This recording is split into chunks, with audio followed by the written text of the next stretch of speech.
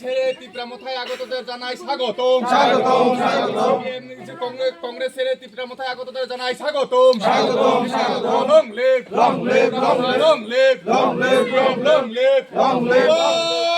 কাঠালিয়ার অন্তর্গত কালীখোলা বিসিতে আছি। এখানে আমরা একটা উঠান সভা প্লাস একটা জয়নিং প্রোগ্রাম হবে। এই এলাকার আমার যত সংখ্যালঘু ভাই বোনরা আছেন তারা সিদ্ধান্ত নিয়েছে যে তারা আজকের থেকে বিভিন্ন দল কংগ্রেস, সিপিএম, বিজেপি ত্যাগ করে মহারাজার আদর্শকে পাথেয় করে তারা ত্রিপুরামথায় এই এলাকার যে আমাদের বিসির চেয়ারম্যান আছে, বিসির চেয়ারম্যানের নেতৃত্বে এই এলাকার সুদক্ষ, এই এলাকার বিজিত প্রার্থী এবং সকলের সুপরিচিত ডেভিড মুরা সিংয়ের নেতৃত্বে এখানে আমাদের অরূপদা আছে ডিস্ট্রিক্ট প্রেসিডেন্ট, আমি ব্লক প্রেসিডেন্ট আছে রকি মুরা সিং, সকলের নেতৃত্বে 55 পরিবার থেকে 112 ভোটার আজকে মহারাজার আদর্শে বিশ্বাসী হয়ে আমরা ত্রিপুরা সিটিজেন ফেডারেশন টিসিএফের পতাকা তলে সামিল করেছি। এবং আগামী দিনে এই এলাকার যারা আরও বাকি আছে, যারা এখনও ভুল পথে পরিচালিত আছে, তাদেরকে সকলকে বুঝিয়ে নিয়ে আমরা মহারাজার আদর্শকে পাথেয় করে এই এলাকায় শান্তি সম্প্রীতি উন্নয়নের লক্ষ্যে আগামী দিনে এই এলাকায় যেই প্রার্থী হোক আমরা আনারস চিহ্নে ভোট দিয়ে জয়যুক্ত করব।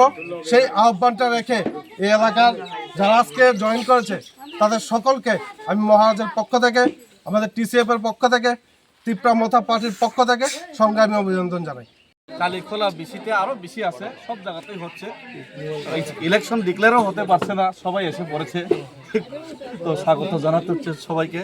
তো আজকে আবার 55 পরিবারের 112 ভোটার এখানে জয়েনিং আছে। বলতে গেলে এখানে যারা মাইনরিটি আছে সবগুলি পরিবারে এসে পড়েছে, আর 1-2 পরিবার বাদে।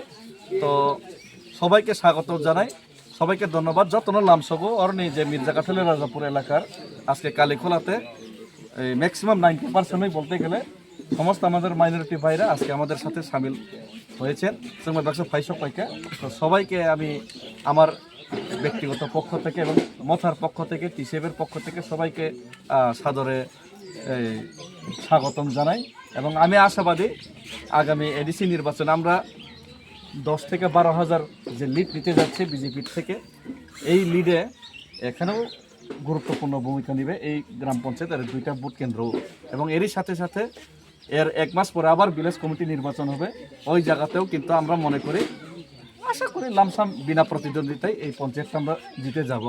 তখন এই এলাকার উন্নয়ন এই এলাকার গ্রামের হাতে থাকবে। কারণ গত 10 বছর কিন্তু এলাকার হাতে নেই উন্নয়ন, কারণ 10 বছর ভিলেজ কালেকশনই করায়নি সরকার। এটা সম্পূর্ণ ভোটারটা কি বিজেপির ভোটার যে 110 ভোট জয়েন করে? না, আমি তো বলতে পারবো না, গ্রামে বিভিন্ন দল তো আসলেন।